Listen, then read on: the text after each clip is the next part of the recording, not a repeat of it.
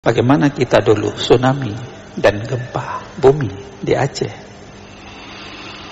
Tidak akan terjadi sesuatu di bumi ini sidang jamaah sekalian kecuali dengan seizin Allah Subhanahu wa Ta'ala. Aceh Explore menampilkan halaqah dari Masjid Raya Baitur Rahman Banda Aceh. Subscribe, komen, like, dan share. Bismillahirrahmanirrahim. Assalamualaikum warahmatullahi wabarakatuh. Alhamdulillah Rabbil Alamin alladzi qad jama'na fi hadzal makan. Asyhadu an la ilaha illallah wahdahu la syarikalah wa asyhadu anna sayyidana Muhammadan abduhu wa rasuluh la nabiyya ba'da. Allahumma salli wa sallim wa barik ala sayyidina Muhammad wa ala alihi wa ashabihi ajmain, amma ba'd. Fa'il hadirun wal hadirat rahimakumullah. Di pagi fajar subuh ini kita bersyukur masih bisa beraktivitas dengan penuh maunah hidayah Allah. Allah masih memberikan hidup, denyut nadi dengan segala rasa syukur kita.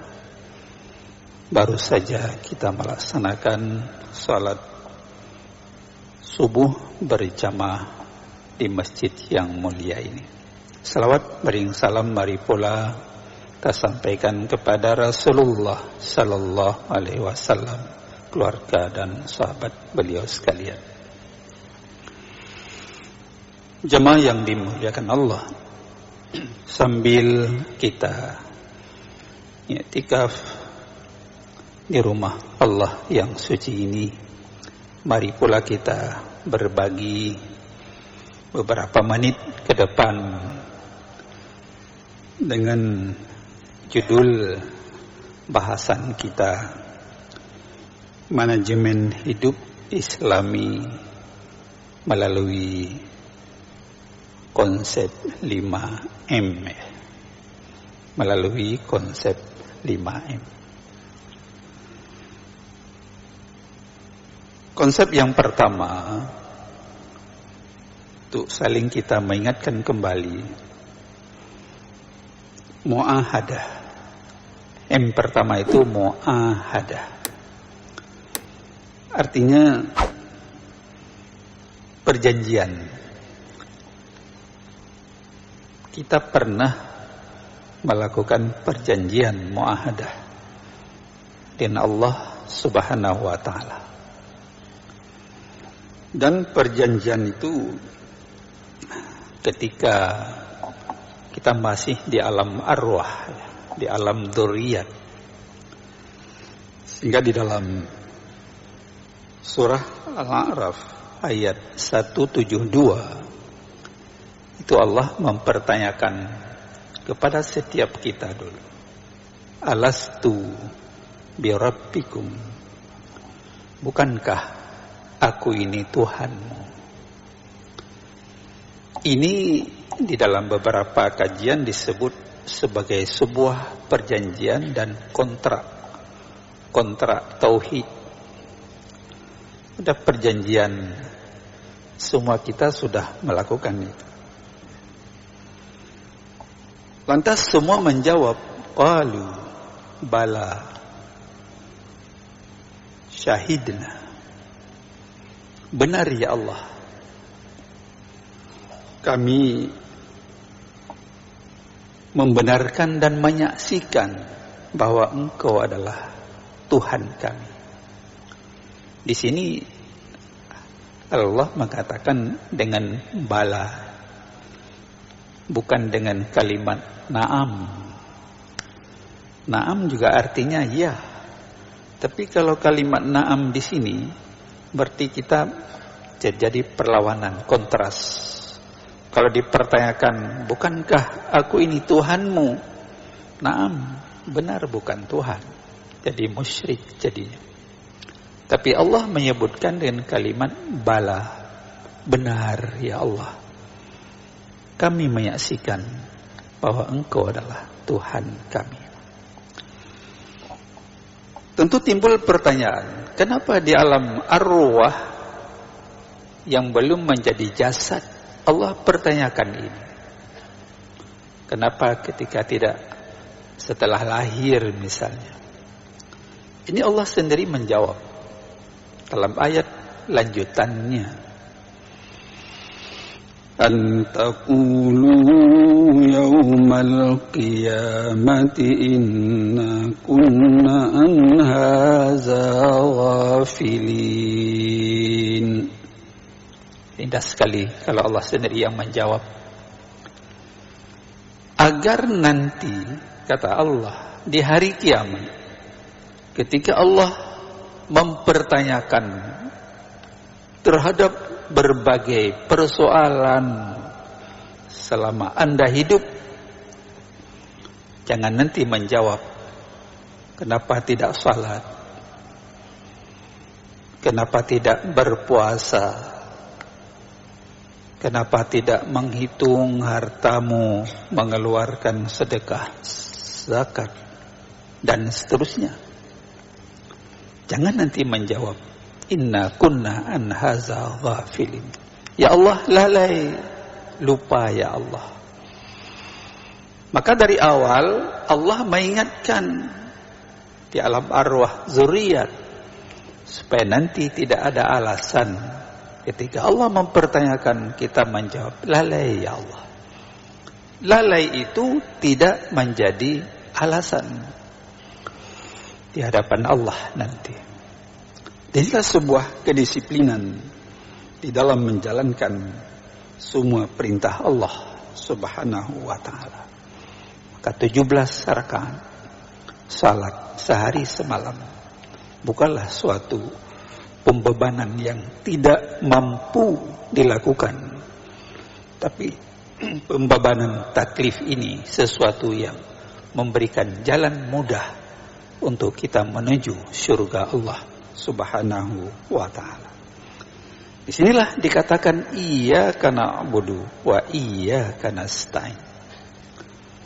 Kenapa Allah mengatakan tidak na'budu dulu misalnya, atau nasta'in dulu, na'budu iyyaka? Tidak, dalam beberapa kitab tafsir, Safatut Tafasir misalnya, dan lain-lain menyebutkan ini tujuannya lil ikhtilas, supaya kita benar-benar pengakuan ini menyembah itu kepada Allah, tidak kepada selainnya Allah. Meminta pertolongan juga kepada Allah, bukan kepada selain Allah. Sidang jamaah yang dirahmati Allah Subhanahu wa ta'ala. Jadi ini lil ikhtisas, khusus fokus kita bukan na'budu iyyaka, tapi iyyaka wa iyyaka nasta'in. Law kana fihima alihatun illallah la fasadata. Sekiranya ada dua Tuhan, ada Tuhan langit, ada Tuhan bumi, pasti cepat rusak bumi ini. Saling bertengkar, dua Tuhan. Di langit ada Tuhan, di bumi ada Tuhan, bertengkar nanti. Tapi Allah itu esa. Qul huwallahu ahad. Allah itu esa, satu. Itulah yang mengaturnya langit dan bumi ini. Ini yang pertama, muahadah, perjanjian kita. Kita ingat pernah membuat perjanjian. Setiap janji pasti harus ditepati dan akan diminta pertanggungjawaban oleh Allah Subhanahu wa ta'ala. Yang kedua disebut muraqabah. Artinya merasa selalu kita diawasi oleh Allah. Tidak ada waktu yang kosong, tidak ada ruang-ruang yang tidak dipantau, diawasi kita oleh Allah Subhanahu wa ta'ala. Wallah ma'akum haitsuma kuntum. Allah bersamamu di mana saja kamu berada. Ma yalfidhu min qaulin illa ladaihi raqibun wa atid. Qaf ayat ke-18. Tidak ada satu ucapan pun yang keluar dari lidah mulut manusia ini, melainkan ada yang mengawasi, mencatat. Atid, raqib dan atid, ya. Walaupun tidak pernah menampakkan dirinya kepada kita. Ini membuktikan kalaulah ada hari ini IT dibuat oleh manusia, bisa dipotret, bisa secara digital. Kalau di jalan ada rambu-rambu lalu lintas, kalau kita melewati ketika dilarang, pasti kita akan terpotret. Ini buatannya manusia, teknologi. Tapi bagaimana dengan teknologi IT-nya Allah? Tentu semua tidak ada alasan untuk keluar dari pengawasan Allah Subhanahu wa ta'ala. Disinilah memberikan makna sebuah kejujuran, sebuah tawazun kehidupan antara duniawi dan ukhrawi, antara insani dan ilahi. Innallaha la yaghfiru ma biqaumin hatta yaghfiru ma bi anfusihim. Kita ingin merubah dan kita ingin terus berubah kepada yang lebih baik, ya. Kadang-kadang kita juga dituntut untuk belajar pada orang lain, ya. Kalau ada Piala Dunia di Qatar, di sana dikatakan ada ketika main bola, ketika olahraga, azan berkumandang, dihentikan permainannya sementara. Merubah negeri-negeri Islam yang sumbernya Al-Quran dan Sunnah tidak mau sedikit pun melawan syariat Allah Subhanahu wa ta'ala. Al-ibrah wa ta'birul akharin, mengambil pelajaran dari pengalaman-pengalaman orang lain. Kenapa kita tidak bisa misalnya? Rakyatnya makmur karena tidak ada bocor dan korupsi, penyimpangan, amanah yang sangat tinggi dilakukan. Jamaah yang dimuliakan Allah. Kemudian M yang ketiga, muhasabah, introspeksi diri. Kalau kita diberi suatu amanah, faltasaddaq bijahi, kita memberikan jabatan itu sebagai amanah. Ketika dipercayakan amanah, amanah itu menjadi sedekah. Kalau kita lola dengan jujur, tidak ada penyimpangan, adil dan jujur, mensejahterakan rakyat ini. Kalau juga Allah memberikan harta, tentu kita sedekahkan, dan harta itu di jalan Allah Subhanahu wa ta'ala. Dan semua kita yakin apa yang Allah berikan itu bukan milik mutlak kepada kita, tapi hanya sementara waktu. Bagaimana gempa di Cianjur, bagaimana kita dulu tsunami dan gempa bumi di Aceh. Tidak akan terjadi sesuatu di bumi ini sidang jamaah sekalian kecuali dengan seizin Allah Subhanahu wa ta'ala. Dan kita tidak juga tahu ketika gempa akan terjadi. Kalau semua tahu, pasti orang akan menyelamatkan diri. Malah banyak yang tertimbun di dalam reruntuhan bangunan rumahnya. Laisal ghina an kasratil aradi walakinnal ghina ginan nafsi. Tidaklah dinamakan kaya itu karena banyaknya harta, Tapi orang kaya itu karena kayanya jiwa, batinnya tidak menjerit, hidupnya dinikmati dengan pemberian Allah Subhanahu wa ta'ala. Banyak orang mengejar kebahagiaan, tapi bahagia itu selalu jauh dengannya. Sekalipun orang punya jabatan, punya harta yang banyak, malah melebihi, belum tentu dia bisa hidup bahagia. Mungkin tersandung dengan problem di dalam kehidupannya, di rumah tangga, di tempat dia bekerja, dan sebagainya. Betapa banyak orang-orang yang hidup sederhana, naik sepeda, bukan memakai mesin, makan dengan sederhana, tinggal di gubuk reot yang tidak sama dengan orang-orang yang berada, tapi hatinya nikmat dan bisa menikmati hidupnya. Itulah bahagia. Bahagia bukan pada materi, tapi bahagia ada di hati setiap diri kita. Jemaah yang dirahmati Allah Subhanahu wa ta'ala, Nabi Nuh umurnya 950 tahun, diberi oleh Allah yang panjang umur. Heran malaikat, sehingga malaikat minta izin kepada Allah ingin bertemu dengan Nuh. Bagaimana manusia yang paling panjang umurnya? Ketika ditanya oleh malaikat, bagaimana keadaanmu ya Nuh? Allah berikan umur yang panjang.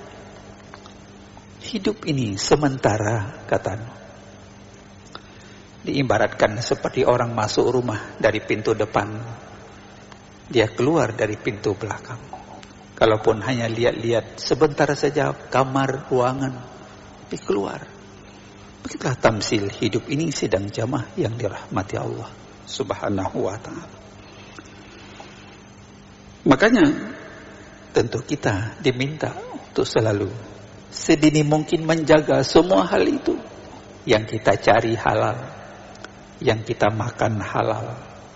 Jangan yang kita cari haram kita berikan untuk anak dan istri kita. Kullu lahmin nabata minal haram fa'aula binnar. Setiap daging yang tumbuh dari jenis yang tidak halal, pasti dia lebih dekat kepada tidak baiknya, lebih condong kepada neraka. M yang keempat, mu'aqabah. Kita memberikan sanksi terhadap diri kita kalau salah.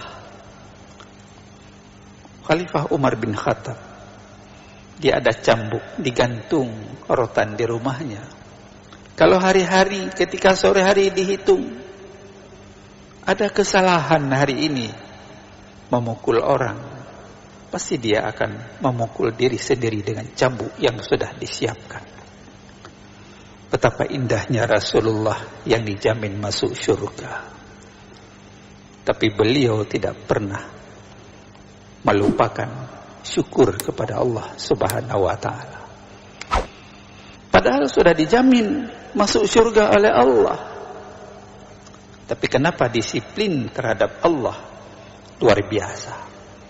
Miskin, sederhana dalam hidup, tapi tidak miskin di dalam ibadah kepada Allah Subhanahu wa ta'ala. Ketika ditanya oleh yang bertanya para sahabatnya, kenapa Anda paling rajin dibandingkan dengan kami-kami ini yang belum tentu bisa masuk dalam surga Allah Subhanahu wa ta'ala? Beliau hanya menjawab singkat, afala akuna abadan syakur. Bukankah Anda melihat aku ini salah seorang hamba Allah yang paling bersyukur kepada Allah Subhanahu wa ta'ala? Beliau juga tidak mengatakan, oh saya Rasul. Tidak. Tapi beliau mengatakan abdun. Sangat merendahkan diri. Tidak sombong. Tadallul. Tidak pamer. Dan tidak ria. Jemaah yang dirahmati Allah Subhanahu wa ta'ala. kullu bani Adam khata'un wa khairul khata'ina at-tawwabun, muttafaq alaih. Adakah kita super tidak pernah salah? Saya kira tidak. Setiap diri manusia pasti dia ada salah. Setiap anak Adam pasti ada salah, khataun. Tapi sebaik-baik orang yang bersalah, dia bertobat pada Allah Subhanahu wa ta'ala. Makanya sidang jamaah yang dirahmati Allah Subhanahu wa ta'ala, tidak ada manusia yang tidak ada salah. Tidak ada kita di antara kita yang tidak berdosa. Tapi orang yang paling baik, orang yang pernah berbuat salah, tapi dia terus taubat, minta maaf, ampun kepada Allah Subhanahu wa ta'ala. Rasulullah tidak kurang 80 sampai 100 kali istighfar sehari semalam dalam hidupnya, padahal tidak pernah berbuat salah. Coba kita koreksi diri kita, berapa kali istighfar dalam sehari semalam selama 24 jam.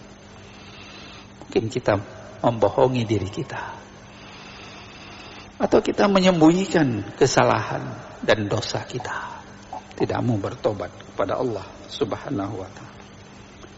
Jemaah yang dirahmati Allah Subhanahu wa ta'ala.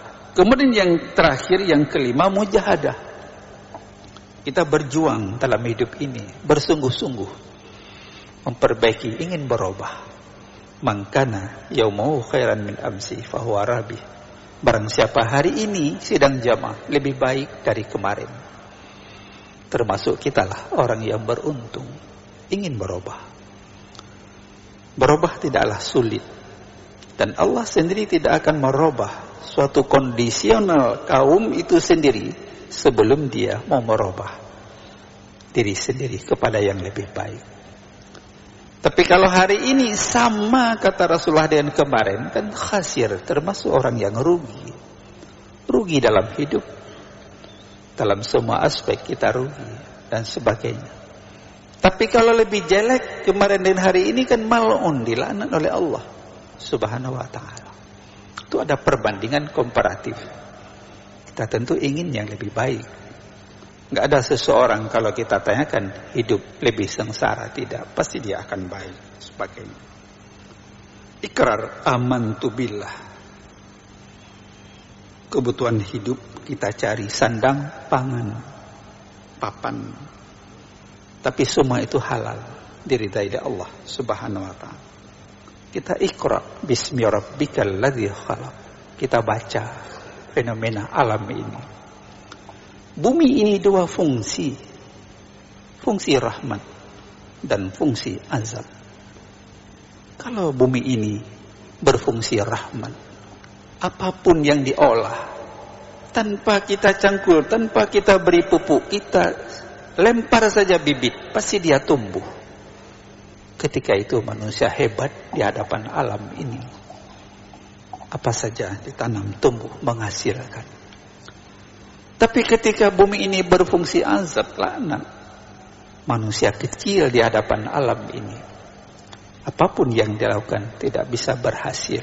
Ada virus, ada penyakit, ada angin yang tidak serasi dengan kesehatan hidup kita. Karena kita bersyukur kepada Allah. Allah masih memberikan itu semuanya kepada kita sekalian. Man aradat dunya fa'alaihi bil ilmi. Barang siapa ingin hidup di dunia yang lebih baik, tentu dengan ilmu. Barang siapa ingin hidup lebih baik di akhirat, juga dengan ilmu.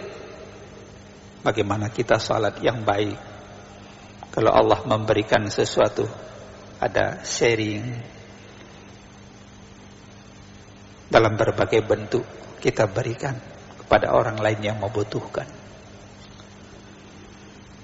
Barang siapa ingin kedua-duanya hidup di dunia yang baik, di akhirat juga baik, juga dengan ilmu, kata Rasulullah, bukan dengan yang lain, bukan dengan uang, tapi dengan ilmu yang Allah berikan kepada kita. Fa idza faraqta fansab wa ila rabbika farqat. Apabila kita sudah selesai melakukan sesuatu pekerjaan, kita lanjutkan dengan pekerjaan yang lain. Dan kepada Tuhan kita berserah diri. Tawakal ala Allah. Setelah kita berusaha.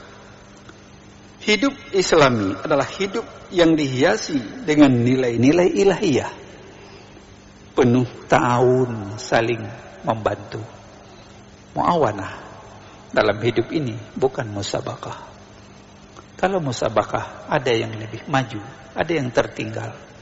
Tapi bagaimana kalau kita baring sama-sama ta'awun, yang kaya mengeluarkan bagian nikmat Allah untuk orang lain, sehingga tidak ada yang lain juga, tidak ada yang makan sebagainya. Tarahum, kasih sayang. Ta'aruf, saling kenal antara satu yang lain. Inilah membuat masjid sebuah simbol mawaddah ukhuwah di antara sesama kita. Tidak membedakan kaya dan miskin, pejabat rakyat biasa. Jauh dari saling caci dan tafaruk, perpecahan antara sesama. Tidak ada tahasud, saling menghasad, iri dan dengki. Tidak ada memutuskan silaturahim. La yahilu li muslimin ayyahjura akhahu fawqa salasata ayyam. Tidak halal, kata Rasulullah, seseorang itu memisahkan diri dengan orang lain lebih 3 hari 3 malam di rumah, suami istri, anak dan orang tua, jiran tetangga. Tidak boleh tidak tegur sapa lebih 3 hari 72 jam. Kalau itu melebihi 3 hari, marah, benci, tidak saling maaf, qati'ur rahmi, memutuskan silaturahim. Orang yang memutuskan silaturahim la yadkhulul jannata matta, tidak akan masuk surga selama-lamanya, kata Rasul. Dengan demikian, sidang jamaah yang dirahmati Allah Subhanahu wa taala, tentu kita mengajak diri kita bagaimana yang pertama mendisiplinkan diri dengan 5 konsep manajemen hidup Islami. Apa yang kita sampaikan bukan hanya pada muahadah, tapi kita muhasabah. Tidak hanya muhasabah, tapi kita muraqabah. Tidak hanya pada muraqabah, tapi kita muaqabah. Dan seterusnya, kita terus berjuang dalam hidup ini untuk mencari dan memudahkan jalan titik kita kepada surga Allah Subhanahu wa ta'ala. Sekira demikian, mudah-mudahan Allah meridai, mudah-mudahan Allah juga menjauhkan dari kita segala ujian dan musibah yang tidak kita kehendaki. Menghindari musibah bukan dengan teknologi, menjauhi musibah bukan dengan IT teknologi hari ini, tapi menggeser musibah dengan takarub diri kita kepada Allah Subhanahu wa ta'ala. Rabbana atina fid dunya hasanah wa fil akhirati hasanah wa qina adzabannar. Ya Allah, berikanlah kehidupan kami di dunia ini yang baik, dan berikan pula kehidupan kami di akhirat yang baik, dan jaga, hindarkan kami ya Allah dari api neraka. Nasallallahu alazim. Demikian, terima kasih. Mohon maaf. Billahi taufiq wal hidayah. Assalamualaikum warahmatullahi wabarakatuh.